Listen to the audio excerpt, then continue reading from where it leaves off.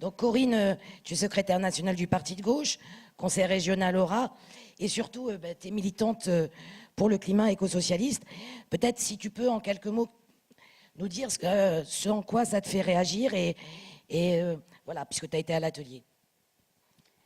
Oui, merci. D'abord, merci de l'invitation. Et effectivement, j'étais à cet atelier. Et par ailleurs, c'est aussi des thématiques sur lesquelles je travaille pas mal en ce moment. C'est ces questions de perspective d'effondrement et de la manière dont on peut justement y faire face.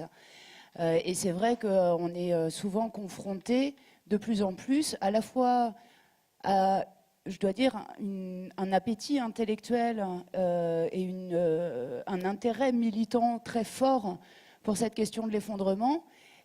Immédiatement après, avec une difficulté, tout à l'heure, dans la restitution, il y avait, je ne sais plus laquelle des trois restitutions parlait de surtout toujours rester joyeux. Sauf que, enfin, moi je suis pour qu'on soit positif et tout, mais juste il y a un moment où il faut reconnaître que ça devient quand même de plus en plus compliqué. Et du coup, une des difficultés à laquelle on est confronté, c'est évidemment de ne pas désespérer tout le monde et ne pas démobiliser. Et du coup, par rapport à ça, on est évidemment très nombreux à réfléchir à ces questions-là. Et c'est ce que je voudrais dire à la fois en réaction et peut-être un peu en introduction aussi de notre atelier, c'est que d'abord, je pense qu'il y a une première chose, et là on est quand même dans un contexte aussi de militants politiques. Alors j'espère qu'il n'y a pas que des militants de partis politiques, mais en même temps, c'est quand même une des forces aussi qu'on a aujourd'hui pour faire face. La première chose, c'est, et d'ailleurs j'aime beaucoup le titre de cet atelier, c'est que changer le réel, c'est quand même juste ce pourquoi normalement on s'est engagé en politique.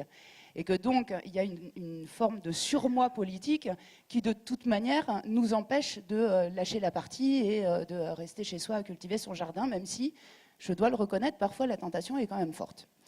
La deuxième chose, ça a été évoqué aussi, c'est que voilà, moi je fais partie des personnes qui pensent qu'il existe encore une lutte des classes et que cette question de l'effondrement en fait renforce le risque d'inégalité sociale, et que s'il doit y avoir une sélection, certaines hypothèses font état d'une réduction jusqu'à 1 milliard d'êtres humains sur la planète, je ne crois pas qu'elle se fasse par un mécanisme de sélection naturelle. Et qu'aujourd'hui, on voit bien qu'il y a des mécanismes d'évitement de la part d'une petite oligarchie, des plus riches, qui, eux, ont les moyens effectivement de faire sécession, de se mettre à l'abri, de commencer à réfléchir au monde d'après. Et que donc cette question, pour moi, renforce encore plus voilà, le fait de devoir lier à la fois les questions environnementales, climatiques et les questions sociales.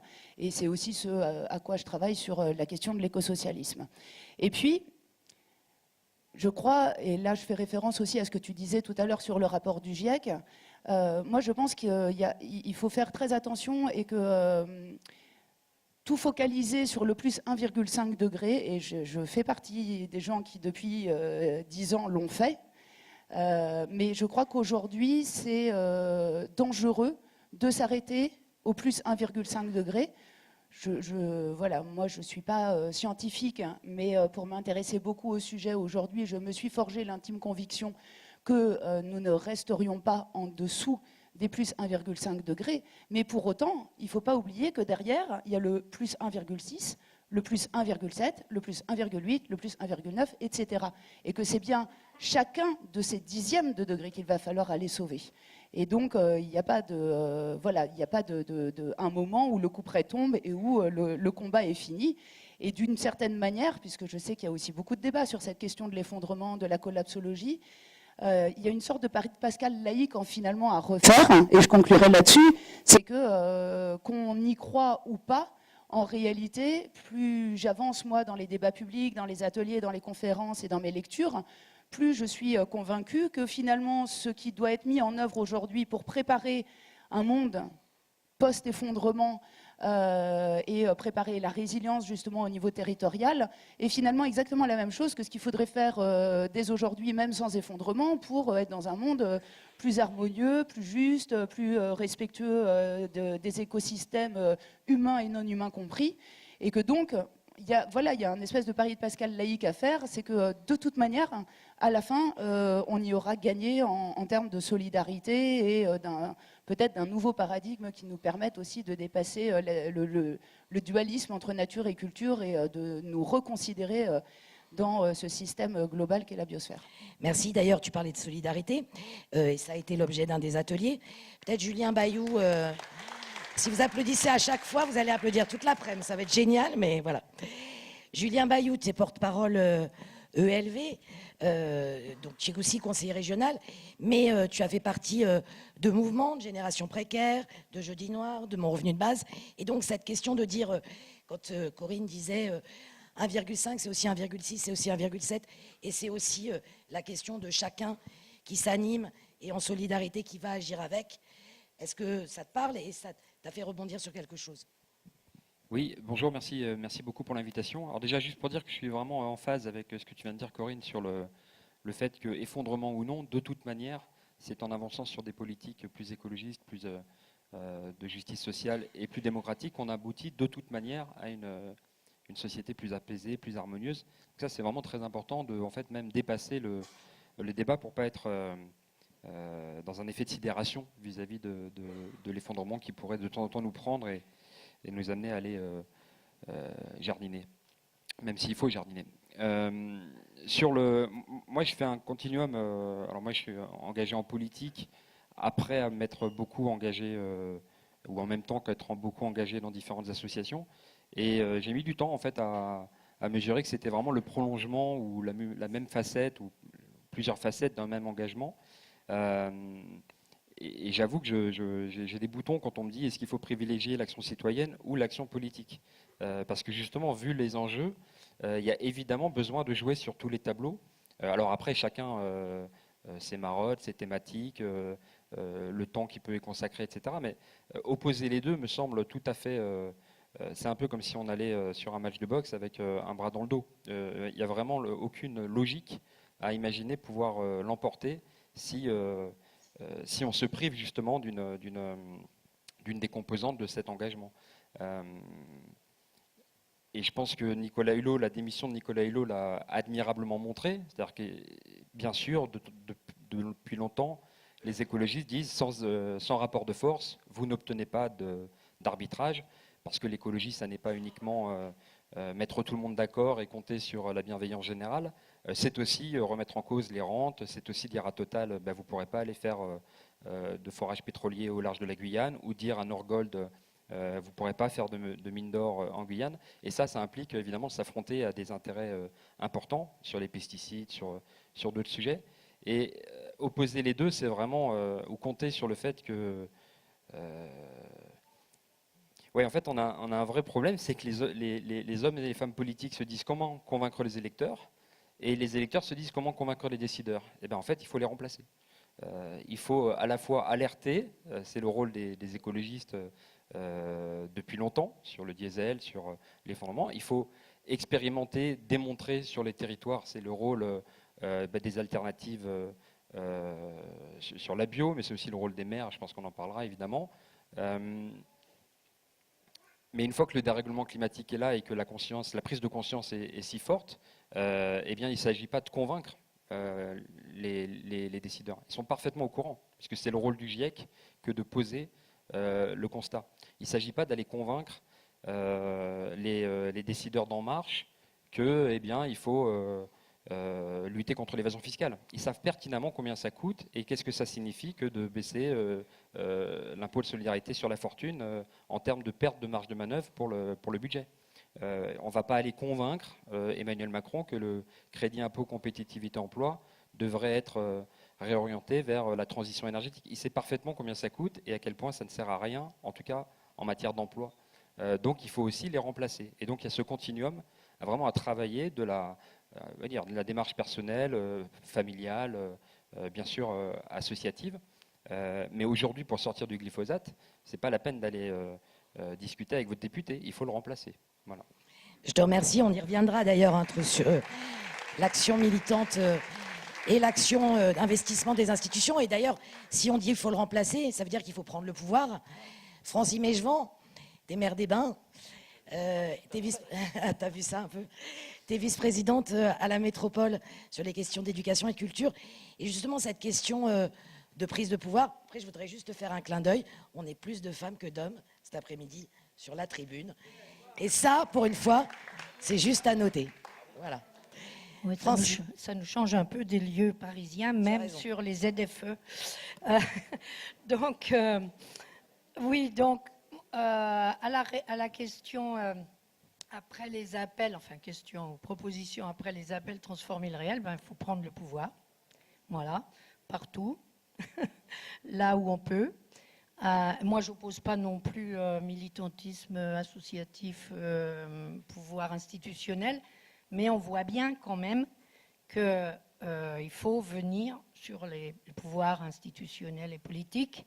Sinon, voilà. Alors, on ne peut pas tout faire. Moi, en plus, je suis maire d'une petite commune, en plus dans l'ombre de Grenoble. Donc, en même temps, ça nous arrange parce qu'on peut faire nos petites affaires sans trop qu'on vienne regarder. Et donc... Oui, politique publique. Oui. Non, je sais pas. Non, c'était simplement pour dire qu'on n'était pas sous les feux du projecteur, c'est tout. Donc, on essaye de faire au quotidien. Alors, au niveau local, bien sûr, moi, tout en adhérant à tout ce qui a été dit sur les grands enjeux environnementaux, sociétaux, etc., c'est vrai qu'au niveau d'une commune de 10 000 habitants, c'est de l'hyper local et du quotidien.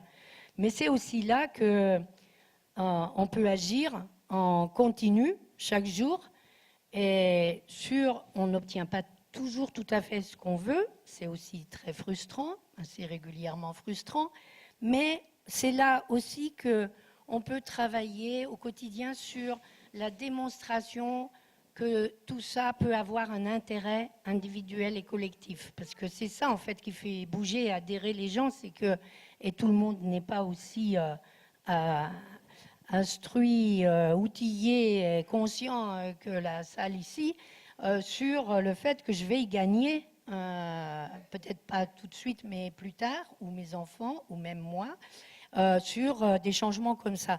Donc il faut convaincre les habitants, bien sûr, même s'il y en a qui sont très avancés, mais la plupart, ils ne voient que les côtés négatifs, donc il faut les convaincre.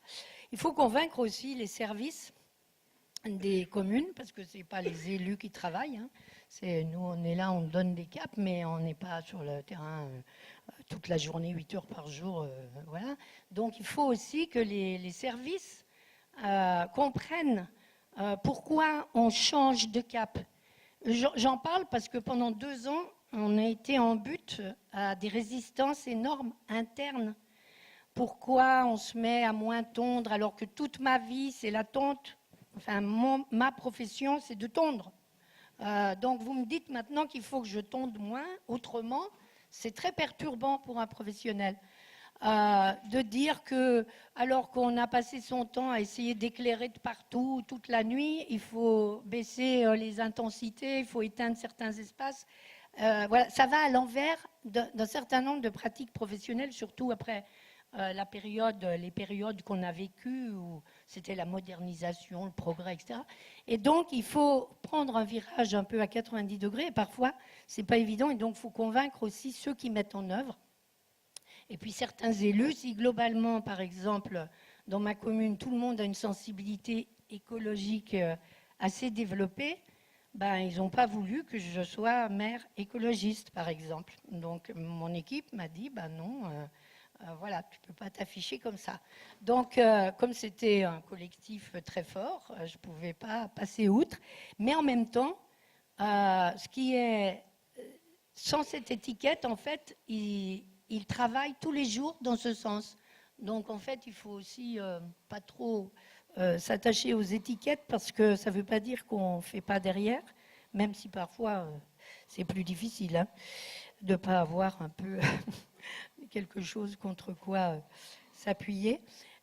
L'autre point que je voulais souligner, c'est l'approche, ça a été évoqué un peu, c'est l'approche globale. C'est-à-dire qu'il faut agir de front partout où on peut, en fait. sur l'économie d'énergie, sur la conception du futur programme urbain, sur le travail qu'on fait avec la métro, les SMTC sur les transports. C'est-à-dire qu'il faut saisir absolument toutes les opportunités, parce que c'est cette espèce de chalut, dans le bon sens du terme, qui permet de transformer des choses et d'orienter la globalité de la prise de conscience collective et la globalité des actions, et qui permet de construire en fait un chemin et qui dit, vous voyez, on a un certain nombre de solutions déjà, et elles ne sont pas si difficiles que ça à mettre en œuvre, elles ne sont pas si mauvaises pour les individus, même si parfois un peu contraignantes, et vous voyez qu'on va vers autre chose. Donc cette approche globale, eh ben, ça va mieux quand on a des alliés, bien sûr. Donc, Ville de Grenoble, métropole, ce que ça induit sur la métropole, le SMTC, mais aussi des associations genre Solaire d'ici, etc. Tout ça, ça forme un tout et on saisit toutes les opportunités qui se présentent. Alors évidemment, c'est plus facile quand on est maire. C'est pas forcément simple, mais c'est plus facile parce qu'on peut saisir toutes ces opportunités et les pousser à les mettre en œuvre. Merci Francière. Je vais rebondir sur la question des opportunités. Parce que je vais poser une petite question à Roxane lundi. Juste avant de poser ma question à Roxane, je voudrais remercier Aurélien Barraud qui est déjà dans la salle avec nous et donc qui entend tous les débats, etc. Et donc, je pense que ça va lui permettre d'avoir encore plus de choses à nous dire tout à l'heure quand il interviendra. Alors Roxane, sur cette question des alternatives, donc tu es membre de Jeunes Générations et tu as participé et mis en œuvre la question du Tour de France pour des alternatives agricoles et justement le fait de travailler sur ces questions, d'aller voir des alternatives et de faire, en plus, en tant que jeune, sur la question des luttes. Voilà, peut-être que tu peux nous en dire un peu plus sur ce que ça peut produire. Merci beaucoup, avant toute chose, pour l'invitation. Je suis vraiment très heureuse d'être aujourd'hui parmi vous. Et merci pour ces ateliers. C'est toujours très intéressant d'avoir des propositions qui sont discutées comme ça collectivement, parce que les solutions, on ne va pas les inventer seules. C'est très intéressant, en tout cas, de faire appel à notre intelligence collective sur ce genre de thématiques, parce qu'elles sont éminemment importantes. Avant toute chose, je pense que c'est essentiel de dire que ce qui ressort quand même de tout ce qui a été dit jusqu'ici, c'est que nous sommes conscients, toutes et tous, de la gravité de la situation. Et je parle en tant que jeune femme, en tant qu'étudiante. Aujourd'hui, ma génération est consciente que nous ne pouvons plus continuer à ce rythme. Vous savez, pendant longtemps, on nous a parlé du réchauffement des 1,5 à 2 degrés de manière presque rassurante, en nous disant finalement, vous inquiétez pas, bon, il va faire un petit peu plus chaud en hiver, un petit peu plus chaud en été, mais 1,5 à 2 degrés, finalement, ça va. Aujourd'hui, on est conscient de ce que ça implique. On est conscient de ce que ça implique parce qu'on a des lanceurs d'alerte formidables qui aujourd'hui occupent l'espace médiatique. Il suffit de voir, il ne se passe pas une journée sans que vous ne regardiez votre portable ou le journal ou la télévision, où on ne vous annonce pas qu'une nouvelle personnalité, qu'un nouvel intellectuel, qu'un nouveau chercheur, qu'un nouveau scientifique alerte à nouveau sur ce qui est en train de se passer et des changements climatiques éminemment graves qui sont en train de survenir. Donc on est conscient aujourd'hui que nous ne pouvons pas continuer à ce rythme. C'est-à-dire que cette situation, de toute manière, nous amène droit dans le mur et qu'il va falloir trouver une sortie de crise. C'est pas grave, j'ai envie de dire.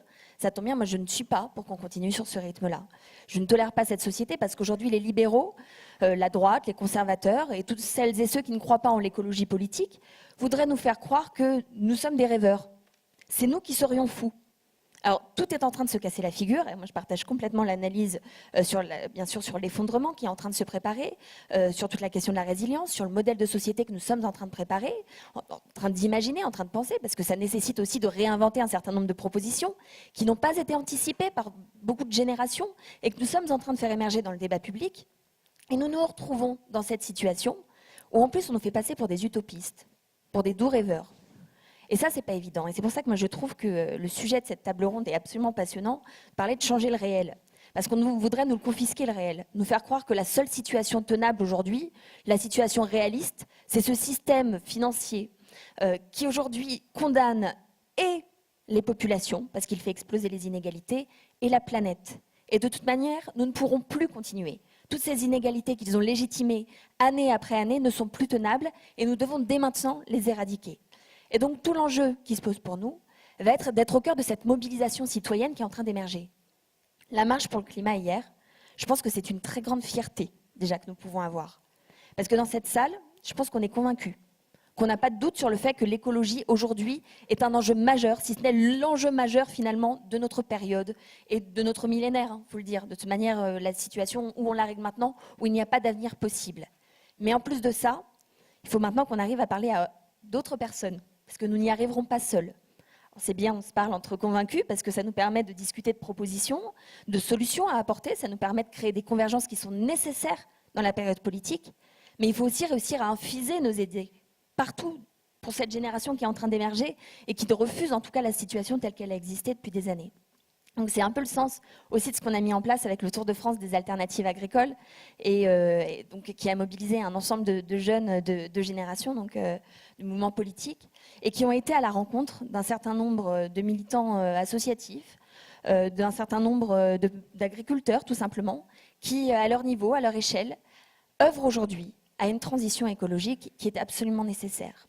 Et l'idée, c'est qu'on ne peut pas continuer à cloisonner d'un côté la politique, faire en sorte qu'il y ait quelques personnes qui parlent politique, et oui, ça passera par la prise du pouvoir, parce que si nous ne prenons pas le pouvoir, et si ce sont les conservateurs et les libéraux qui restent au pouvoir, comme c'est le cas maintenant, eh ben on va avoir de Rugy au ministère de l'Environnement.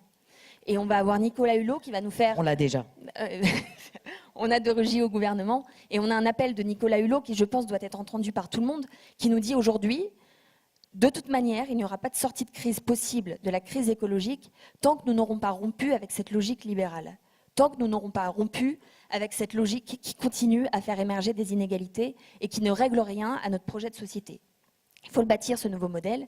Et l'idée, c'est que pour le bâtir, il faut aller voir aussi les personnes qui travaillent au quotidien, qui sont concernées au quotidien par ces problématiques. Donc nous, on a considéré qu'elle allait parler à des agriculteurs qui ont des parcours très différents. Certains étaient des militants et ont décidé de se reconvertir après des parcours humanitaires. On en a rencontré dans l'agriculture biologique. D'autres sont des militants véritablement de la production locale, des circuits courts.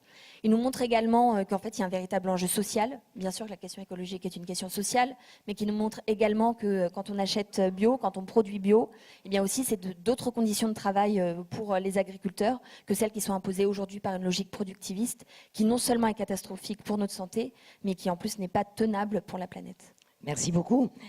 Alors, Éric, justement, Éric Piolle, que je ne présenterai pas.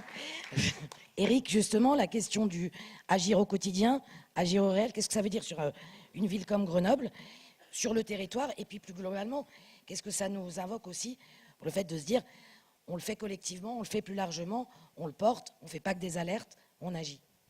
Oui, effectivement, l'enjeu central, c'est finalement la conduite du changement et comment passer d'une situation maintenant qui est connue, donc on le sait, à un désir de changer, il émerge, on le voit un peu partout, à un plaisir de changer. Et je crois que c'est ça, en fait, notre enjeu, pour rejoindre les propos initiaux sur la flamme qu'il nous faut entretenir.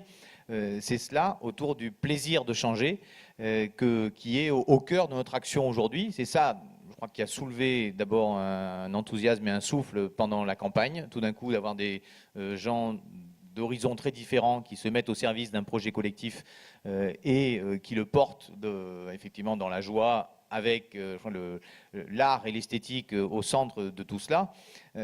C'est central. Et après, derrière, ça passe par une mise en acte. Nous avons gagné la possibilité de pouvoir mettre en acte un projet difficile, de pouvoir se coltiner la réalité aussi, donc assumer des décisions qui sont parfois pas drôles, qui sont parfois compliquées, qui sont parfois à contre-courant peut-être de notre élan premier. Et je crois que c'est ça qui est important aussi, parce que finalement, c'est l'acceptation de la responsabilité face à laquelle nous sommes. Et finalement, notre projet politique, on pourrait le résumer en trois axes. Un qui est, nous cherchons à garantir des sécurités en matière de mobilité, en matière d'éducation, en matière de sécurité physique, en matière d'alimentation, des sécurités de base, le socle sur lequel nous pouvons vivre. Nous cherchons à chérir le bien commun, chérir le vivant. On parlait ce matin des biens communs. Chérir les biens communs, c'est fondamental. Et puis nourrir la liberté de contribuer, nourrir notre liberté individuelle et notre liberté collective de contribuer à ce changement. Et quand nous mettons en acte, nous regardons sur les 3 actes, quand nous agissons, nous regardons sur les 3 pointes de ce triangle, finalement, où nous en sommes. Quand nous mettons la tarification sociale dans les transports en commun, quand nous mettons de la gratuité pour la culture pour les moins de 26 ans, quand nous mettons une tarification sociale pour l'eau, quand nous luttons contre la pollution de l'air, quand nous lançons des plans d'investissement pour qu'en 2022, effectivement, l'ensemble des Grenoblois puissent avoir une électricité qui ne soit ni fossile ni nucléaire. C'est juste qu'on mesure sur ces axes-là, finalement, en quoi on arrive à garantir un socle commun pour que chacun puisse construire sa vie et en quoi on peut nourrir notre liberté de contribuer et chérir les biens communs. Donc ça passe à la fin par des décisions extrêmement concrètes que nous avons prises sur l'alimentation, le développement du bio et du local, le fait qu'on ait aujourd'hui plus d'un repas végétarien par semaine dans les écoles à Grenoble. Ça passe par évidemment les plans ambitieux sur la santé. Nous avons été la première collectivité en France à salarier des médiateurs pairs en santé, c'est-à-dire des gens qui étaient issus de quartiers populaires, qui vivaient des difficultés aujourd'hui d'accès aux soins ou de prévention, qui ont été formés pour eux-mêmes être les relais de l'accès aux soins et l'accès à la santé et à la prévention dans les quartiers populaires. C'est par toutes ces petites décisions, toutes ces touches qui sont en fait animées par une transversalité fondamentale et une cohérence fondamentale. Transversalité parce qu'effectivement on sort, et je crois que c'est une rupture qu'on est en train d'amener, on sort finalement de la logique de développement durable que nous avons hérité d'il y a maintenant fort longtemps, qui pense en silo la transition sociale, la transition environnementale, la transition démocratique, et puis à la fin on se dit ah bah tiens on n'a pas parlé d'économie donc on va faire une transition économique. En fait on regarde les choses de façon beaucoup plus globale que cela. Et on regarde des décisions que nous prenons au regard de ces 3 points de triangle et non plus en essayant d'approcher par ces 4 transitions. Je te remercie. Alors, on voit que quand on a le pouvoir, on arrive à faire des choses au quotidien. Pour autant, Julien disait tout à l'heure, et il ne s'agit pas juste de convaincre, il s'agit de prendre le pouvoir, mais il s'agit aussi d'aller en force, de pousser, de mobiliser. Jérémy Giono, toi, tu es très mobilisé, notamment sur la question des transports, tram-train sur le sud grenoblois, mais surtout, tu t'es vraiment mobilisé autour de l'étoile de Veynes. D'ailleurs, avec Corinne, vous avez partagé cette mobilisation sur cette question. Peut-être tu peux nous en dire plus sur la question de ces mobilisations, des différents acteurs autour de cette mobilisation, et qu'est-ce que ça veut dire après pour aller porter ça auprès des pouvoirs publics. Alors, merci déjà de l'invitation, effectivement, et surtout merci du format de l'échange, qui je trouve est assez intéressant de partir sur du concret, parce que j'en discutais à l'entrée avec Antoine tout à l'heure, mais c'est vrai qu'on arrive toujours, quand on part sur des enjeux théoriques, à trouver la petite bête pour pas être d'accord au final, et alors que l'enjeu maintenant, effectivement, c'est de faire ensemble et d'avancer sur du concret, de mener les bagarres.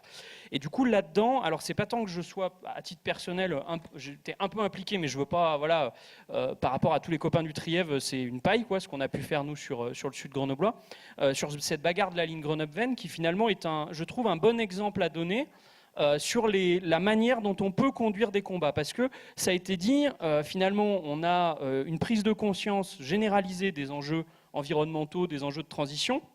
Mais en fait, la difficulté face à laquelle on est, c'est qu'on a 2 façons de prendre ça. C'est-à-dire que soit on est écrasé, et le système joue là-dessus, c'est-à-dire que le capital, il vous dit, faites votre compost sur votre balcon et laissez les grands enjeux aux experts. Et il faut faire son compost sur son balcon, hein, c'est très bien, mais laissez les grands enjeux aux experts. Nous, on sait bien, on va se débrouiller. Et puis c'est trop compliqué pour vous, finalement, dès que ça dépasse le précaré. Et en fait, alors précisément que les enjeux d'infrastructure sont au cœur de la bagarre à mener. Et on est bien là-dessus sur cette ligne, donc c'est le train pour ceux qui ne connaissent pas, c'est la ligne de TER qui en fait file en direction de Gap, globalement, qui traverse le Trièvre, ainsi de suite. Et donc c'est une ligne de longue date, la SNCF nous resserre le plat en disant il faut la fermer, c'est pas rentable, c'est ceci, c'est cela, et puis on vous enlève des rames, comme ça il y a moins de gens qui montent, et du coup on dit il y a moins de gens qui montent, donc il faut la fermer. Voilà, je vous refais pas le film. Et en fait, on a eu une mobilisation exemplaire en ce sens qu'on a les collectifs de citoyens sur les territoires qui mènent le combat, avec les territoires desservis au premier chef dans le Trièvre, mais y compris nous sur l'agglomération, le sud de l'agglomération, on a pu relayer en disant bah voilà, il y a des enjeux et globalement cette ligne elle nous concerne.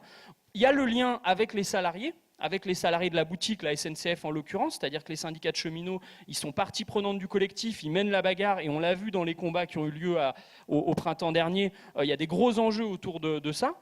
Et du coup, ça permettait de faire le lien. Il y a eu le lien avec les politiques, avec la traduction, je dirais, unitaire d'ensemble, finalement, dans l'ensemble des institutions.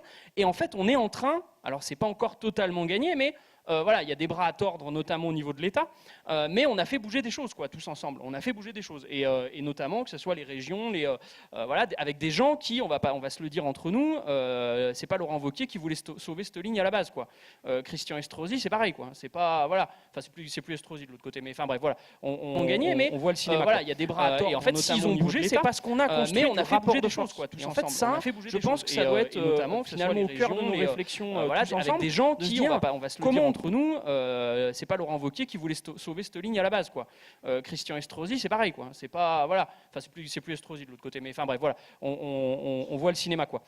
Et en fait, s'ils ont bougé, c'est parce qu'on a construit du rapport de force. Et en fait, ça, je pense que ça doit être finalement au cœur de nos réflexions tous ensemble, de se dire comment on construit du rapport de force pour passer de l'initiative individuelle à la construction collective, y compris pour que les copains qu'on envoie dans les conseils municipaux, dans les conseils régionaux, dans les conseils départementaux, en fait, ils ne soient pas tout seuls. Parce que moi, je partage le fait que, ce que disait Julien, de dire l'enjeu, et je pense qu'il faut le dire tel quel, hein, l'enjeu, c'est de changer, c'est de prendre le pouvoir. Mais pas pour nous. L'enjeu, c'est que les 99% prennent le pouvoir. Et du coup, ça, en fait, parce que des élus entre guillemets, voilà, des élus de gauche, pour faire court, hein, voilà, tout seuls dans les institutions, en fait, face aux forces auxquelles on s'affronte, eh ben, mais ça, je pense que Guillaume pourra en parler. Ah, c'est ça va me faire une transition formidable. En fait, ils n'y arriveront pas. Et du coup, je termine là-dessus. Moi, c'est un truc que je dis souvent aux miens, parce que, mais je pense que c'est vrai que pour les cocos, mais c'est vrai pour plus généralement l'ensemble de la gauche, au vu de la situation dans laquelle on est. Je leur dis, en fait, le problème des institutions, c'est que nous, c'est un terrain de foot, et nous, on est des joueurs de rugby, entre guillemets. Et en fait, on peut avoir des joueurs de rugby qui jouent très bien au foot, entre guillemets, et qui arrivent à se défendre, mais si on ne ramène pas le ballon sur notre terrain, celui du rapport de force populaire, en fait, on est systématiquement perdant. Et du coup, on a cet objectif, à mon avis, sur lequel on peut avancer, on y reviendra sûrement derrière, mais ouais. De rapport de force populaire sur des choses très concrètes, parce qu'ils ne vont pas se laisser faire en face, ils l'ont déjà démontré. Merci. Merci beaucoup, effectivement, on y reviendra. Alors justement, Guillaume Gontard, sénateur de l'Isère, Guillaume, justement, quand il disait ça permet ce rapport de force-là, il est important pour les élus qui vont se battre au quotidien, qui vont porter des dossiers. Tu fais partie d'une commission au Sénat, tu as porté un certain nombre de choses sur les questions de transport, sur les questions d'agriculture. On parlait du Trièvre. Justement, qu'est-ce que ça dit, toi, sur le fait de dire on doit agir, mais on doit bousculer les choses, on doit aller au rapport de force, on doit être soutenu derrière, parce que sinon, notre parole, elle reste notre parole sur un cercle et on n'arrive pas à basculer. On reviendra avec Corinne après sur le basculement dans d'autres institutions. Bah, bien sûr qu'on a besoin de ce soutien, de cette force citoyenne, militante, etc. Moi, je voudrais revenir sur le début, justement, sur ce lien entre élus, citoyens, politiques, et comment on peut faire fonctionner tout ça, et comment on peut casser, en fait, cette imperméabilité entre je dirais, les deux mondes. Parce que moi, j'étais maire d'une toute petite commune pendant une dizaine d'années. Et c'est vrai que moi, je me suis réellement aperçu que même sur une toute petite commune, c'est là où il y avait le pouvoir. C'est là où on pouvait faire des choses, c'est là où on pouvait réellement agir, c'est là où on pouvait mettre des choses en place, c'est là où on pouvait aussi faire force d'exemple pour les communes voisines, pour les territoires d'à côté. Et donc, il y avait un vrai enjeu, ensuite, intercommunal, etc. Et donc, moi, ce que j'ai envie de dire aussi aujourd'hui, c'est voilà, il y a des initiatives citoyennes qui sont très importantes, il y a des rassemblements citoyens, il y a plein d'initiatives qui sont sur place, mais de prendre le pouvoir, comme ça a été dit, c'est aussi important, c'est même le plus important, et d'arriver à se mobiliser. Et ça ne veut pas dire l'un ou l'autre, parce qu'on peut très bien avoir un engagement citoyen, mais en tout cas d'aller dans un conseil municipal, de faire le pas. On a des élections municipales dans 1 an, et je pense que ça, il faut vraiment qu'on mobilise sur le terrain, qu'on pousse tous les gens qui ont envie de changer les choses, de se dire c'est par là et c'est par là que ça changera. Et effectivement, c'est un vrai soutien ensuite quand au niveau national, parce que si je regarde mon cheminement, quand on dit citoyen élu, moi j'étais un citoyen et puis j'ai été élu, et puis à un moment donné j'ai eu l'opportunité avec ce rassemblement des élections sénatoriales eh ben de dire tiens, est-ce que j'y vais? Je pensais pas être sénateur en me rasant le matin et j'y pensais même vraiment pas du tout. Et puis je me suis dit voilà, oui, j'ai une possibilité, j'ai même pas du tout d'expérience, mais je peux y aller parce que je pense que je peux apporter quelque chose, parce que je pense que c'est à cette place-là qu'on peut aussi bouger les choses. Et donc ça, je pense que c'est vraiment important. Souvent sur ces petites actions, on nous parle des petits actes que chacun peut faire, et donc l'histoire du colibri, que je trouve importante, parce que c'est vrai qu'on peut tous agir à notre échelle, à notre niveau. C'est bien, mais ce qu'on dit souvent pas, c'est que le colibri, au bout d'un moment, il meurt, parce qu'il meurt de fatigue, de faire ses allers-retours pour aller éteindre l'incendie, et qu'on a besoin du collectif, qu'on a besoin de se rassembler, et qu'on a besoin que l'ensemble des colibris, l'ensemble des animaux de la forêt se rassemblent, se mettent ensemble, et puis à dire aux pyromanes d'arrêter d'enflammer la forêt et de vraiment agir. Et donc je pense que ce rassemblement, on en a vraiment besoin. On a vraiment besoin de travailler ensemble, tous ceux qui avons justement ces orientations-là. Et on a ce rapport du GIEC qui arrive, je dirais qu'il n'apporte rien de nouveau, puisque ça fait quasi 30 ans qu'on nous dit que ce qui va se passer et que ça se confirme et que voilà. Mais je trouve je dirais que derrière tout ce côté un petit peu dramatique qu'il peut apporter, il y a plein de bonnes nouvelles. La première bonne nouvelle, c'est qu'il nous dit on peut y arriver, on peut le faire, c'est tout à fait possible, à condition qu'on le fasse tout de suite et qu'on se dépêche et qu'on agisse maintenant. Donc ça, c'est plutôt une bonne nouvelle. Et il nous dit comment le faire. Et un des premiers, si on regarde le rapport du GIEC, c'est les actions qu'on peut mettre en place, en tout cas les actions les plus néfastes sur le climat. C'est pas les énergies fossiles, c'est pas tout ce qu'on peut dire, c'est la finance. C'est le productivisme, c'est le libéralisme. Et ça, c'est la première chose qui fait que de dérèglement climatique qui agit sur les populations, socialement, etc. Et donc, on voit exactement sur quoi il faut agir.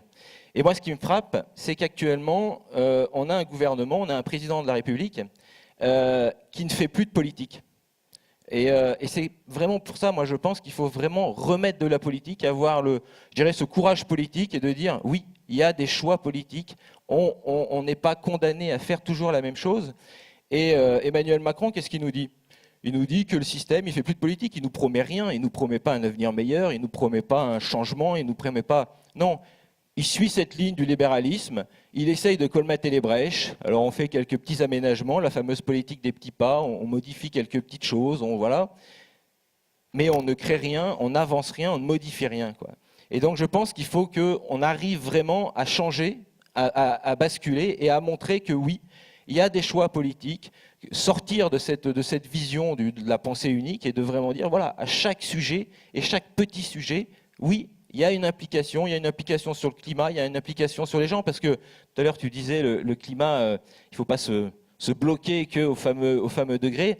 C'est sûr, mais de toute façon, quand on agit sur le climat, on agit sur tout le reste. On agit sur la vie des gens, on agit sur la pauvreté, on agit sur tout ce qui fait qu'on peut vivre correctement sur cette planète.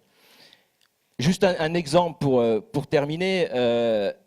Une de mes premiers combats il y a 1 an quand j'ai été sénateur, c'est sur le combat de GE Hydro, donc sur l'hydroélectricité et l'entreprise à Grenoble qui a perdu 300 emplois. Et justement, cette absence, je dirais, à la fois de politique, mais surtout cette orientation complètement libérale où on a une énergie renouvelable qui représente 10% de l'énergie renouvelable, enfin la première énergie renouvelable en France et 10% de l'énergie de la fabrication d'électricité, et un gouvernement qui laisse complètement tomber une filière, alors que c'est une filière d'avenir, alors qu'on est en train de parler d'énergie renouvelable. Deuxième séquence, la privatisation, ou en tout cas l'ouverture de la concession des barrages, où pareil, quelle est la réponse des ministres? Il y a 3 jours, je crois, François de Rugy, on lui posait la question. Il dit non, mais ça, va falloir le faire. Cette ouverture à la concurrence, elle est obligatoire. C'est l'Europe qui nous l'impose. On doit le faire. Ça fait trop longtemps qu'on a mis les choses sous le tapis. On doit le faire. À aucun moment, et pourtant je l'ai questionné et j'avais questionné Nicolas Hulot sur la même question, j'ai entendu un avantage de pourquoi il fallait le faire. C'est-à-dire, est-ce que c'est parce que ça va faire baisser les tarifs? Est-ce que ça va être mieux en termes de sécurité? Est-ce qu'on va pouvoir produire mieux? Etc. Non. On le fait parce que c'est ce système ultra-libéral qu'on sait qu'il y a Total, Direct Energy derrière, etc. Et on le fait pour ces raisons-là.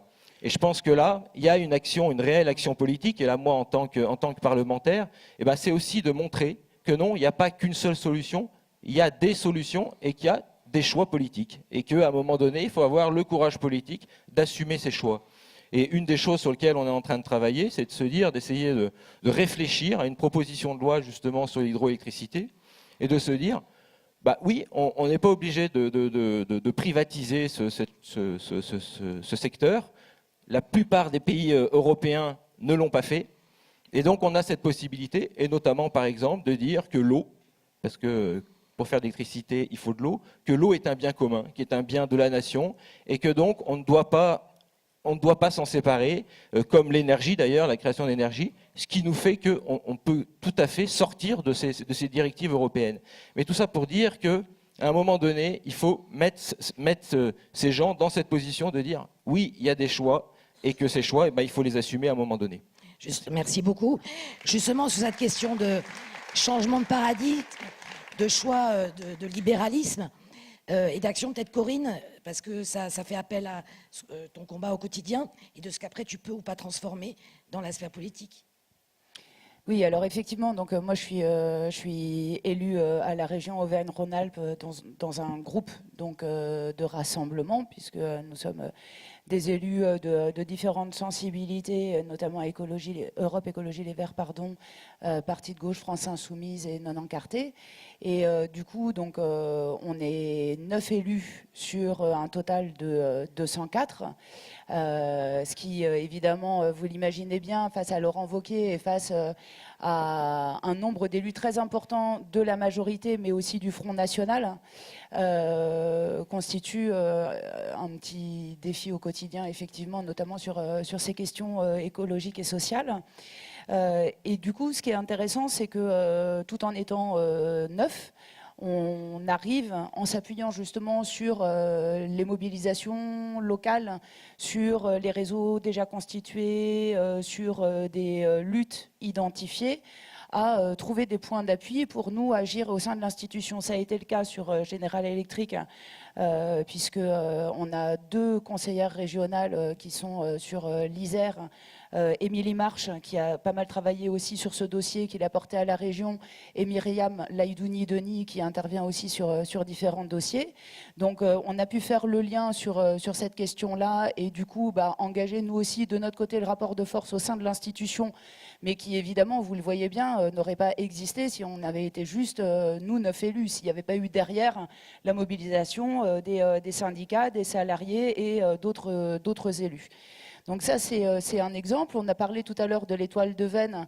Il se trouve qu'avant-hier, on a réussi à faire adopter un vœu au niveau de la région pour demander à l'État de s'engager dès maintenant et sans attendre 2021 justement sur cette fameuse ligne des Alpes entre Grenoble et Gap. Et là aussi, c'est parce qu'on l'a fait de manière très concertée avec le collectif et parce qu'il y a eu la mobilisation des usagers, des cheminots et des habitants qu'on a pu le faire. Et puis, Guillaume parlait de la finance et puis on a beaucoup enfin entendu parler de lobby même à la télévision ces derniers temps.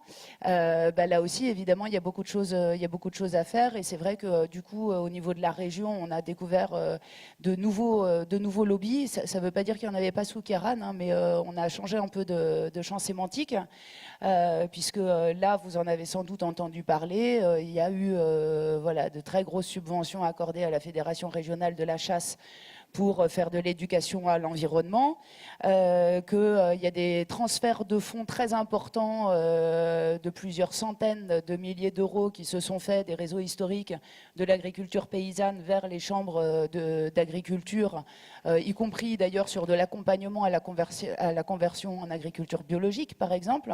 Donc avec une réalité dans notre région qui est qu'à l'exception du Puy-de-Dôme, toutes les chambres d'agriculture sont aujourd'hui tenues par la FNSEA. Donc, ce qui pose tout un tas de questions. Plus près d'ici, un dossier que vous connaissez bien et sur lequel on a travaillé avec Myriam, c'est la question du Center Parks de Roibon, donc de l'entreprise Pierre et Vacances, qui nous a permis de faire un recours sur le premier budget de Laurent Wauquiez, qui a amené la justice à annuler ce premier budget, purement et simplement. Ce qui, évidemment, vous imaginez bien que quand Laurent Wauquiez se paye des pleines pages de publicité dans Le Monde pour expliquer que c'est la région la mieux gérée de France et qu'à côté de ça, vous avez un tribunal administratif qui annule le tout premier budget de cette fameuse région la mieux gérée de France, évidemment, ça fait quand même un petit caillou dans sa chaussure. Donc voilà, on arrive à obtenir des choses comme ça, mais toujours en s'appuyant effectivement sur les mobilisations, parce que, comme je le disais, à 9 élus sur 204, nous n'avons pas le rapport de force, c'est-à-dire que concrètement, on n'est même pas pivot sur les votes. Donc on n'a pas le rapport de force purement institutionnel, et on ne l'a qu'à partir du moment où on a des appuis de mobilisation locale ou d'autres leviers qu'on peut actionner, comme le levier juridique. On n'est pas procédurier, mais je peux vous assurer que quand on peut actionner ce levier-là et qu'on a des perspectives de victoire, on ne s'en prive pas non plus. Merci beaucoup Corinne. Alors justement, mobilisation, levier juridique, rapport de force. Peut-être Julien, je sais que tous les deux, en fait, quand j'ai préparé la plénière, j'ai vu que vous aviez participé à Lyon à une action contre HSBC, mais qui était en fait une action pour parler des paradis fiscaux, une action plus globale. Et justement, cette question de création de rapport de force, d'aller jusqu'au juridique, c'est quelque chose que tu as porté. Et après de le basculer, mais parfois on voit bien que tant qu'on n'a pas verrouillé les institutions, c'est-à-dire on a beau avoir la majorité culturelle, on n'arrive pas à verrouiller, et bien finalement ça peut tomber. Donc peut-être tu peux donner des exemples et puis rebondir sur les actions. Bien sûr, moi je vais forcément m'inscrire dans les pas de Corinne, parce que nous aussi, au Conseil régional, alors on n'a pas Laurent Wauquiez, mais on a Valérie Pécresse, et à bien des égards, c'est dur aussi. Et on a aussi un groupe qui est composé d'écologistes de LV, d'écologistes de Génération, d'écologistes de France Insoumise, je ne voudrais oublier personne, d'écologistes de CAP 21 et d'écologistes issus de la société civile sur les questions de santé environnement ou des quartiers populaires. Et c'est aussi le fait de se rassembler sur des... On vote ensemble, évidemment, on pense la même chose, qui nous donne eh bien, non pas le rapport de force nécessaire, mais au moins la capacité de résistance. Et on a vraiment les mêmes sujets, hein, des délibérations illégales que nous aussi on va contester, notamment sur les partenariats publics-privés, ou tout récemment développer le tourisme de chasse en Ile-de-France, parce que c'est évidemment la priorité dans le moment, juste après les révélations du GIEC, enfin les confirmations du GIEC. Et c'est vrai que du coup, quand on a tout ça en face, tu me disais, ils ne se privent pas, ils déroulent, et nous, on est face à un rouleau compresseur. Il y a quand même de forts moments où on peut se sentir abattu. Je pense bien sûr aux résultats des élections régionales. Je pense aussi beaucoup évidemment aux résultats des législatives, où finalement des gens, je pense par sincérité, ont voulu voter pour Nicolas Hulot. Et puis finalement, ils se sont retrouvés à voter pour une pochette surprise. Et ce qui sort de la pochette surprise, c'est plutôt Stéphane Travert et les pesticides que la protection des abeilles. Et du coup, il y a vraiment des raisons d'être abattu. Et pourtant, là, depuis, moi, je ne sais pas vous, mais moi, depuis quelques semaines, je retrouve vraiment le sourire et le tranchant. C'est bien sûr la marche pour le climat, c'est aussi ces appels d'une vraie prise de conscience. Et en fait aussi tout le travail très lent et invisible de construction sur tous ces sujets. Enfin, je parlais tout à l'heure de pianoter sur toute la gamme. On peut prendre les questions d'évasion fiscale, mais il y a eu bien sûr les lanceurs d'alerte et puis le travail scientifique pour démontrer la réalité des pratiques de HSBC ou Société Générale. Il y a eu de multiples mobilisations, donc aller faucher les chaises dans les banques pour aller dénoncer leur rôle dans l'évasion fiscale ou le dérèglement climatique. Il y a eu un travail, bien sûr, dans les institutions. Je pense que vous l'avez fait aussi en Rhône-Alpes, le fait de dire qu'on ne sollicitera plus de prêts des banques qui ont trop de filiales dans les paradis fiscaux. Alors, pour l'anecdote, on ne peut pas tout à fait l'interdire, puisqu'il n'y a pas assez de banques, en fait, qui n'ont pas de filiales dans les paradis fiscaux. Il y a aussi bien sûr tout le chemin individuel. Si vous êtes à la Société Générale, franchement aujourd'hui, juste vous n'avez pas d'excuses. Donc La Poste ou Crédit Coop ou autre, BNP c'est pareil, hein, c'est peut-être même pire. Donc voilà, et le fait de cranter sur tous ces sujets à l'Assemblée, dans les conseils régionaux, de manière individuelle, de manière militante, de manière par les lanceurs d'alerte, etc., fait qu'aujourd'hui, mine de rien, quand je repense il y a 15 ans, les premières mobilisations sur l'évasion fiscale, vraiment, ça semblait... ouais, on pouvait quasiment nous proposer un petit chapeau pointu sur la tête. Et c'était pareil sur le diesel, sur les perturbateurs endocriniens, sur les pesticides, etc. Et sur tous ces sujets, et je pourrais développer sur les pesticides, c'est pareil. Il y a vraiment l'alignement de la mobilisation citoyenne, les alternatives promues par les agriculteurs, la Confédération paysanne, l'action de l'abbé, le sénateur écolo, pour interdire les pesticides dans les collectivités territoriales. Mais pour ça, il avait fallu que des villes démontrent qu'on pouvait entretenir les espaces verts sans pesticides, etc. Alignement des planètes. Et enfin, mais encore une fois, c'est la démission de Hulot qui le montre, le fait que bien maintenant, il va falloir instaurer ce rapport de force. Et donc moi, je suis très impatient d'entendre Aurélien Barraud, mais de ce que j'ai lu, vraiment, de pouvoir dire comme ça que, de manière aussi forte, l'écologie et le combat à mener, parce que si on perd celui-là, tous les autres, finalement, on n'aura pas vraiment le loisir de les mener, ça c'est très fort, et de pouvoir en même temps, dans la foulée, dire que donc un gouvernement ou un programme qui ne mettrait pas l'écologie au cœur ne mérite pas d'être pris au sérieux. Je crois que c'est vraiment le chemin dans lequel on doit s'engouffrer. Et je termine sur un mot parce que on dit beaucoup rapport de force et ne pas l'avoir. Mais il y a un moment particulier dans les élections européennes qui arrivent où on va pouvoir l'obtenir. On a des eurodéputés combatifs. C'est sûr que quand vous envoyez Eva Joly sur l'évasion fiscale, ça gêne, bien sûr. C'est un grain de sable important. Quand vous envoyez Yannick Jadot sur la pêche électrique, on peut obtenir des victoires. Et pourtant, on n'avait pas le rapport de force, le côté pivot. Eh bien, dans les prochaines élections européennes, il y a l'enjeu du budget, il y a l'enjeu, bien sûr, de la dislocation possible, mais il y a aussi la possibilité d'obtenir ce rapport de force pivot, puisque, on le sent, il n'y aura pas cette majorité automatique entre conservateurs et socialistes comme il y a pu l'avoir dans le passé, où finalement on votait, mais on sentait bien qu'on envoyait des gens combatifs, mais qui n'auraient pas le vrai rapport de force d'être pivot. Là, c'est possible, et donc on a vraiment un impératif, et je crois que les écologistes sont disponibles au rassemblement et au dépassement. On a vraiment l'impératif, la responsabilité de s'engager pour y aller, pour la gagne. Merci Julien. Alors justement, d'aller au-delà du rassemblement et du dépassement, et puis de la conscientisation, tu le disais tout à l'heure Roxane, peut-être rebondir là-dessus, et puis je voyais aussi Eric qui hochait la tête sur cette question de dépassement et de rassemblement. Et puis on reviendra avec Jérémy sur le fait de dire, il y a cette question collective. Tu disais, il y a les copains du syndicalisme, il y a les associations, il y a les citoyens, il y a les militants politiques, et que bref, il faut qu'on arrive à tous ensemble agir, écouter tout le monde et travailler la mobilisation. Oui, je suis complètement d'accord et je partage complètement l'analyse de Julien. Il va être essentiel de continuer le rapport de force. Et le rapport de force, ce n'est pas un rapport de force qu'entre personnes politiques, si je puis dire. Ça va être véritablement un rapport de force avec l'ensemble de la société, et donc avec l'ensemble des citoyennes et des citoyens. C'est ce qui se passe. Les victoires, nos dernières victoires en matière d'écologie, c'est à chaque fois parce qu'il y a eu une mobilisation de la part des citoyennes et des citoyens. Je pense aux perturbateurs endocriniens.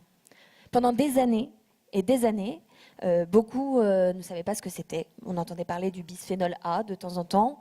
De temps en temps aussi, il y avait une alerte qui arrivait, qui nous disait qu'il y avait un nouveau scandale sanitaire. Mais finalement, personne ne savait réellement ce que c'était. Il y a eu une mobilisation citoyenne sur la question des perturbateurs endocriniens. Et aujourd'hui, la bataille qu'on mène contre le glyphosate, qui n'est pas encore gagnée, loin de là, hein, avec Stéphane Travert qui fait tout, en tout cas, pour ne surtout pas nous permettre de l'emporter, à la merci des lobbies comme d'habitude. Aujourd'hui, en tout cas, on est en train de mener la bataille et on la mène d'autant plus fort qu'on est mobilisés ensemble. Et je pense que c'est absolument essentiel. Alors, je parlais tout à l'heure de conscientisation, mais sur la question européenne, c'est éminemment important. Parce qu'aujourd'hui, les grands défis qui se posent à nous, c'est bien sûr l'urgence écologique et l'urgence du changement climatique. C'est bien sûr l'urgence d'accueil des exilés, parce qu'aujourd'hui, il y a des gens qui meurent en Méditerranée. C'est bien sûr l'urgence sanitaire, parce qu'on ne compte plus le nombre de scandales qui arrivent au quotidien. C'est l'urgence des inégalités. On a un nombre d'inégalités qui explosent, qui sont absolument hallucinants. On se demande comment c'est encore possible aujourd'hui de tolérer que les inégalités continuent à se creuser dans une société qui n'en peut plus, qui est en train de mourir de cela. Et alors que partout, en tout cas, on a des grands discours pour nous expliquer que oui, bien sûr, quand même, on est progressiste, même quand ça vient d'un gouvernement qui est le gouvernement d'En Marche, qui favorise les ultra-riches. Sur toutes ces questions, on a le pouvoir d'agir.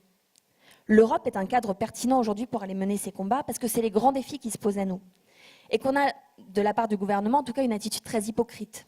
C'est le cas, moi, je pense à l'Aquarius, avec un président de la République qui nous dit non, je ne vais pas accorder le pavillon français à l'Aquarius parce que le problème est européen.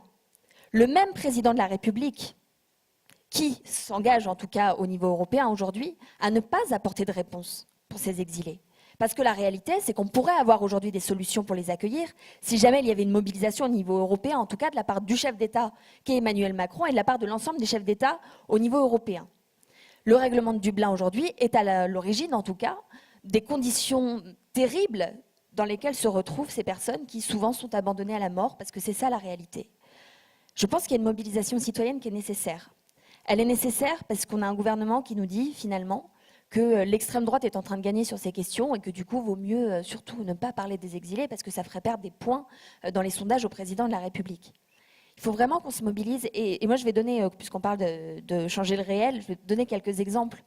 Mais il y a des comités, en tout cas Génération, qui se sont mobilisés sur la question et qui ont décidé, je pense notamment au comité Génération Un Toit pour tous, d'organiser une collecte solidaire avec un ensemble de vivres qui ont été apportés à la vallée de la Roya pour venir en aide, en tout cas pour apporter un petit peu à celles et ceux qui arrivent et qui sont pris en charge au niveau de la vallée de la Roya. Il y a au niveau de la métropole de Lyon tout un sujet puisqu'on a des mineurs isolés qui sont abandonnés à la rue, parce que c'est ça la réalité, ils sont simplement sans domicile fixe aujourd'hui, sans logement. Et il y a une maire d'arrondissement, qui est Nathalie Perrin-Gilbert, qui a décidé d'organiser un minimum de solidarité en lien avec les personnalités associatives et en lien avec des militants politiques et associatifs qui se sont relayés pour organiser une permanence, pour venir en aide tout simplement à des mineurs isolés qui n'avaient pas où dormir. Et c'est ça aussi changer le réel. C'est-à-dire que notre crédibilité ne va pas seulement faire des grands discours qui malheureusement trop souvent finissent par être négatifs dans le rapport de force parce que oui, au niveau européen, pour l'instant, la gauche est très minoritaire. On a beau s'organiser, on est minoritaire. Mais c'est aussi le fait de réveiller un certain nombre de consciences, de faire des appels à la solidarité, à la mobilisation. Et c'est comme ça qu'on organise le rapport de force. Quand la société se mobilise et dit qu'on est en désaccord sur un certain nombre de questions, qu'on n'est pas d'accord pour laisser 58 personnes sur un bateau sans solution de survie, aujourd'hui parce que c'est ça la réalité, eh bien il y a une prise de conscience politique qui est nécessaire, tout simplement. Et je pense que ça fait partie du rapport de force qu'on construit, qu'il s'agit bien sûr de la lutte contre l'évasion fiscale, parce qu'aujourd'hui, voilà, l'argent qui est pris dans le cadre de l'évasion fiscale, c'est de l'argent en moins pour nos services publics, c'est de l'argent qui nous est volé, c'est de l'argent qui ne nous reviendra pas pour aller à l'hôpital, pour venir en aide au personnel soignant, pour financer les écoles, etc. C'est le cas quand il s'agit d'accueil des exilés, et c'est le cas quand il s'agit de transition énergétique et de transition écologique, parce qu'aujourd'hui, la réalité, c'est qu'au niveau européen, il y a un financement de plusieurs milliards par mois aux banques, et que ça n'est pas le cas pour la transition écologique. Et que je pense qu'on pourrait un peu mieux utiliser cet argent au service de ce qui est aujourd'hui l'urgence suprême, à savoir la transition écologique. Merci Roxane. Alors, tu disais sur la question des migrants et l'accueil des migrants, il s'agit de se mobiliser, il s'agit de le dire et de faire. Peut-être Eric, sur cette question-là notamment, tu as réagi très fortement, tu as montré ce qu'on faisait à Grenoble et la position que tu avais pour faire réagir les institutions et pour montrer cette mobilisation. Peut-être tu peux y revenir et puis rebondir sur ce que disait Julien tout à l'heure sur le nécessaire rassemblement.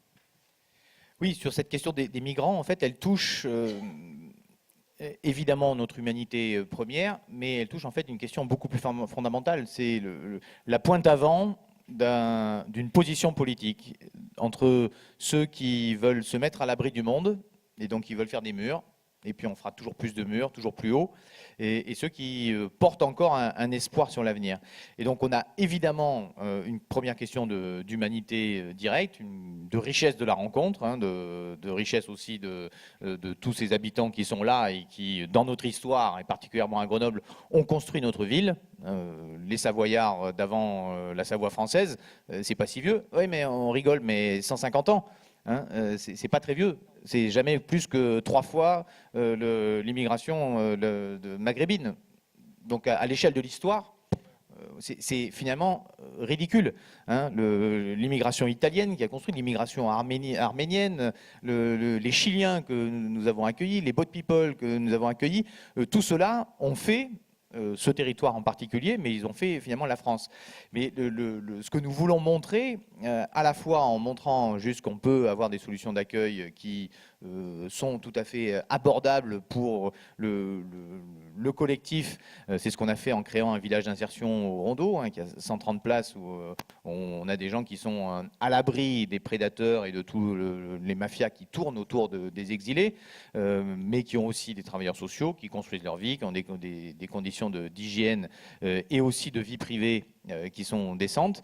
C'est ce qu'on a fait aussi en ouvrant nos appartements d'instituteurs, mais c'est ce qu'on a fait en lançant la plateforme en 2015, la plateforme de solidarité citoyenne, parce qu'on ne peut pas non plus laisser cela juste aux institutions. Cet humanisme-là, il ne peut pas être délégué à l'État en tout et pour tout et dire voilà, nous ne sommes pas en charge, là, nous sommes tous individuellement et collectivement en charge. C'est ça aussi qu'on a voulu montrer. Et on a aussi pu faire la démonstration que, en fonction de qui s'exprime, ça change la nature du débat public. Donc les paroles publiques ont un impact, nous on le mesure de façon extrêmement concrète dans les courriers qu'on reçoit. En fonction de la nature du débat public, on a des courriers qui disent chassez-les, c'est insupportable, ça pue en bas de chez moi, gna gna gna, ou des courriers des mêmes voisins qui vivent les mêmes situations qui sont objectivement complexes, qui commencent par dire que la situation est inacceptable d'un point de vue humain, et qui après arrivent aussi sur leurs problèmes de vie quotidienne, c'est compréhensible. Mais donc la parole change, parce que derrière cette question de l'accueil de l'exilé, finalement, il y a l'accueil d'abord de l'humanité en général, et qu'il y a la façon dont nous regardons le monde de demain. Est-ce qu'on se dit que finalement nous sommes des privilégiés, alors un pays privilégié dans lequel il y aurait des gens qui sont privilégiés, et puis comme ça on fait des cercles de plus en plus privilégiés, et puis on a à la fin le 1% dont Jérémy parlait, qui lui va faire des barrières encore plus hautes et des herses encore plus hautes. Et donc ce point-là, il est fondamental, il est structurant, parce que finalement il nous entraîne tous sur quel est l'avenir, la façon dont nous voyons le monde. Est-ce qu'on se dit que finalement on va déjà à la catastrophe, c'est déjà mort, et l'idée est de se dire comment on se protège, qui sera dans un bunker qui sera protégé, ou bien au contraire on se dit qu'il y a un espoir, et s'il y a un espoir à ce moment-là, évidemment l'exil prend un tout autre sens et redevient la richesse humaine et la richesse des territoires qu'elle a été dans l'histoire. Merci Eric. Justement, je regarde Guillaume. Guillaume, sur cette question des migrants, tu t'es aussi investi très fortement. Alors, on voit bien que ça, c'est un sujet national, mais aussi, tout à l'heure, on a parlé de la mobilisation Grenoble-Veynes, et tu disais, j'ai été élu d'une petite commune, je suis aujourd'hui sénateur, et je porte un certain nombre de choses, mais justement, tu as articulé cette question qui est de dire, j'interviens aussi au niveau local, je participe à la mobilisation, et il y a des enjeux nationaux sur lesquels on doit agir, et moi, j'ai ce mandat qui permet de porter la parole collective. Oui, le lien, je dirais, local-national, c'est à la fois ce qui est le plus compliqué dans un mandat de parlementaire, à la fois de coller à ce qui peut se faire localement, et puis comment on peut agir au niveau national et s'intégrer dans les différents textes de loi.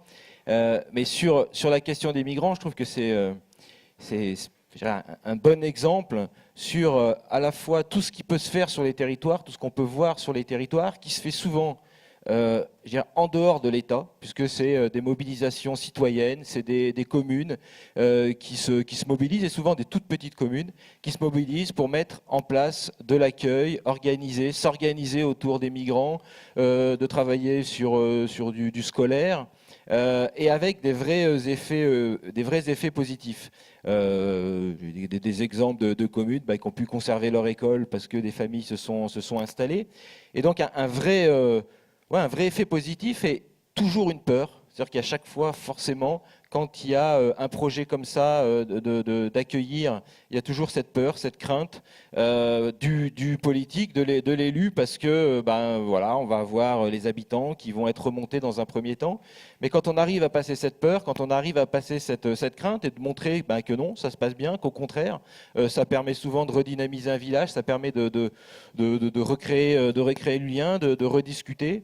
Et on voit que tous ces exemples, moi j'ai pas vu en Isère, mais je suis allé même à l'extérieur de l'Isère, j'ai pas vu d'exemple comme ça qui soit négatif quand c'est fait à l'échelle locale. Un exemple actuellement sur la commune de Notre-Dame de Lauziers, il y a un projet, le projet Terreaux locaux, je ne sais pas si vous avez entendu parler, qui est un projet d'accueil des exilés d'une quinzaine de places, à la fois avec du logement pour pouvoir les loger en lien avec, je ne sais plus si c'est l'OPAC mais en tout cas un bailleur social, et puis de la réinsertion autour du travail de l'activité agricole, du maraîchage, de la boulangerie et des activités pour le retour à l'emploi. Et là, on a un exemple complètement gagnant, à la fois sur une commune, sur une petite commune rurale qui n'avait plus aucun commerce, qui là, du coup, avec un projet comme ça, va pouvoir retrouver une boulangerie, des maraîchers. Ils avaient non plus aussi, ils avaient des espaces agricoles, mais qui étaient plus utilisés. Vraiment quelque chose de très positif, un vrai dynamisme pour la commune, mais c'est vrai, une vraie difficulté pour le maire. Là, il a eu une réunion publique il y a 2 jours. C'est vrai que c'est très compliqué parce qu'il faut porter ça, parce que oui, il y a des gens qui ne sont pas tout à fait d'accord, que des fois ça peut être assez violent, assez dur, mais que quand on arrive à passer ce cap-là, je dirais qu'après c'est gagné. Et notre rôle, c'est aussi ça, c'est-à-dire de faire ce lien entre justement des projets comme ça qui fonctionnent et faire ce lien au niveau national pour montrer que voilà que ce texte de loi qu'on a vu Asile-Immigration, il était complètement à côté de la plaque, que l'accueil, que la mise en place de l'accueil, que c'est ça qui fonctionne et que là on est en train à la fois de dépenser de l'argent, on est en train de briser des vies parce que le nombre de demandes que je peux recevoir, moi, à la permanence, pour aider, pour accompagner des jeunes migrants qui n'ont plus de papier, qui sont dublinisés, qui vont repartir en Italie, qui sont tous en général intégrés, qui font partie d'associations, et on se demande vraiment la logique de ça, c'est-à-dire qu'on va briser des vies, on va les mettre en situation de vulnérabilité, souvent effectivement de délinquance, de prostitution, etc. Donc vraiment une absence de logique dans l'orientation qu'on peut donner, alors qu'en face, qu'on s'aperçoit, moi je le dis souvent, le territoire du Trièves lequel je suis, actuellement il y a 80 personnes qui sont accueillies chez les habitants dans des logements. Si on faisait le rapport à l'échelle de notre pays, ça serait 600 000 personnes. Et ça sans aucune aide de l'État. Voilà. Merci. Et donc, ça me permet, parce que je vous disais tout à l'heure, j'ai un petit peu préparé cette plénière et j'ai lu un papier où Jérémy Giono était interviewé sur la question des solidarités concrètes. Et justement, ça fait partie de cette question de solidarité concrète. On a des solidarités concrètes qui peuvent se faire au titre des migrants, on a des solidarités concrètes sur la question des transports et on a des solidarités concrètes entre citoyens, entre mouvements syndicaux et entre partis politiques. Et tu le disais, il y a cette question de lutte. Peut-être tu peux aller plus loin. Tout à l'heure, tu as pris l'exemple de Grenoble-Veynes. Pour aller plus loin, je me permets de te redonner la parole justement sur cette question-là.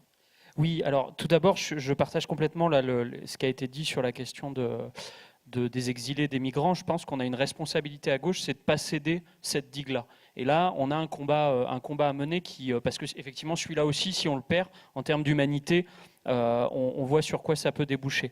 Après, sur solidarité, effectivement, je pense qu'il faut qu'on fasse grandir les choses. Je pense que le papier que tu avais vu, c'était par rapport aux initiatives fruits et légumes qu'on a organisées. Mais à mon avis, c'était l'esprit de se dire, il faut qu'on mette en pratique nos valeurs finalement. Mais ça, je pense que c'est l'esprit de la salle en général, globalement, de ce que j'ai pu en voir, de dire en fait, faut faire acte concret pour entraîner derrière. Et je dirais, c'est important qu'on parlait sur rassemblement et compagnie. C'est un terme qu'on entend beaucoup, à gauche entre nous, machin. Mais je pense qu'il faut qu'on y donne du contenu et qu'en fait on y arrivera sur des perspectives concrètes. Sur des perspectives concrètes, ça peut être des actions concrètes, à la fois des actions défensives. On disait sur Grenoble-Veynes, on parlait de l'hydro et je pense là, à chaud, sans rien avoir préparé, que ça vaudrait le coup qu'on se donne date ensemble pour amplifier cette bagarre sur la question de l'hydro, parce qu'on a tous fait un petit peu voilà, nos actions en invitant les uns les autres, je dirais, mais là, on a besoin, à mon avis, de travailler, d'amplifier la riposte sur cette question-là. Et c'est vrai, je dirais, sur l'ensemble des infrastructures, parce que globalement, la transition, on parle de transition énergétique, transition écologique, je pense que la bagarre des infrastructures est un sujet sur lequel on a des combats à mener, et y compris, alors voilà, je me suis amené un petit graphique parce que j'aime bien pour cerner un peu le paysage. Ça, c'est la consommation d'énergie à l'échelle de la consommation d'énergie finale à l'échelle du pays en 2014. Et le petit bout sur lequel on va avoir des débats entre nous, c'est le morceau bleu, c'est les 22% relatifs à l'électricité. Mais si on regarde, on a globalement quasiment 50%, c'est le pétrole. 50% c'est le pétrole, c'est le charbon, et ça, là-dessus, sur les questions, le pétrole, c'est pas le mystère, c'est les questions de transport. Et du coup, ça me permet de faire le lien avec, et de faire part de cette expérience d'une bagarre en positif qu'on a pu mener, et qui est encore en cours en ce moment dans le sud grenoblois, autour de Visil et Champs-sur-Drac, ainsi de suite, autour du tram-train, c'est-à-dire qu'on est sur la ligne Grenoble-Veynes, on est sur la défensive du maintien de l'existant, sur le tram-train, on est sur la réaffectation des lignes désaffectées, pour aller ramener le transport ferroviaire sur Visil, pour à la fois diminuer le nombre de bagnoles qui vont et viennent, et désenclaver un territoire. Et là-dessus, on est sur quelque chose où on a travaillé à faire émerger un projet avec la population, avec les syndicalistes, avec les élus locaux, en partant très concrètement, c'est-à-dire qu'on n'est pas arrivé, entre guillemets, voilà, nous, Faucille, Marteau, machin, qui même me suivent, non, c'était pas ça, c'était, on a un projet concret, on le met en débat avec la société, et en fait on le travaille avec les habitants, et on voit qu'on est suivi de fait bien plus largement, y compris que les frontières de la gauche là-dessus, et derrière on travaille à de la concrétisation avec Yann notamment sur le SMTC, pour essayer de rendre réel, de faire émerger ces choses-là. Et je pense que c'est notre responsabilité, je dirais, dans le passage à l'acte, en fait, de travailler, et qu'on y arrivera beaucoup mieux en avançant sur des objectifs effectivement très concrets, de dire quelle bagarre on peut mener avec les habitants. À la fois, ça nous fera sortir du cercle un peu militant pour aller au-delà, et c'est ce qui va toucher aussi et sensibiliser, je finirai là-dessus, des habitants qui seraient pas forcément, parce qu'on dit qu'il y a une prise de conscience générale, c'est une réalité, mais il faut aussi mesurer ce qu'on entend dans un certain nombre d'endroits, quoi. C'est-à-dire que tu as des gens qui disent finalement voilà, l'écologie c'est pour les centres-villes, machin. Non, voilà, on a des bagarres, faut continuer à mener le combat pour convaincre qu'il y a des enjeux et qu'il faut partager, il faut avancer.